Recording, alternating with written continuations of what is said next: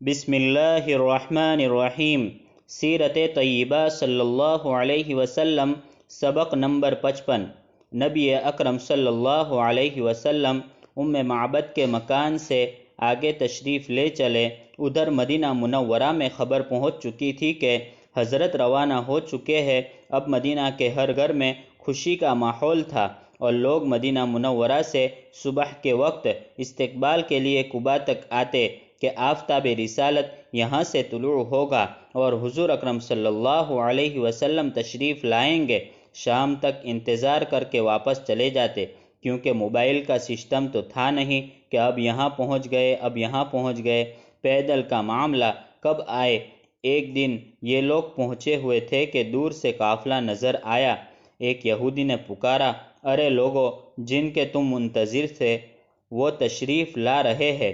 مدینہ میں یہ خبر گویا کہ آنکھ کی طرح پھیل گئی اور لوگ ہتھیار بند ہو کر اپنے محبوب پیغمبر سرور عالم، سرور کائنات، فخر موجودات، سیدنا و مولانا محمد الرسول اللہ صلی اللہ علیہ وسلم کے استقبال میں امڑ آئے۔ روایات میں آتا ہے کہ نبی کریم صلی اللہ علیہ وسلم نے یہاں داخل ہوتے ہی یہ دعا مانگی، رب ادخلنی مدخل صدق واخرجنی مخرج صدق واجعل لی من لدنک سلطانا نصیرا۔ اے میرے رب، مجھے یہاں داخل کر دیجئے، سچا داخل کرنا، اور وہاں سے نکالیے، سچا نکالنا، اور میرے لیے ایک مددگار عطا فرمائیے۔ یہ تینوں دعائیں آپ کی مقبول ہوئی۔ آپ نے قباء میں جہاں بنو عمر بن عوف کی آبادی تھی، ان کے سردار کلثوم بن ہدم کے مکان پر قیام فرمایا اور اسی قیام کے زمانے میں مسجد تعمیر کی، جس کو مسجد قباء کہا جاتا ہے۔ یہ ہجرت کے بعد سب سے پہلی مسجد ہے جو تعمیر ہوئی اور یہ متبرک مساجد میں سے ہے۔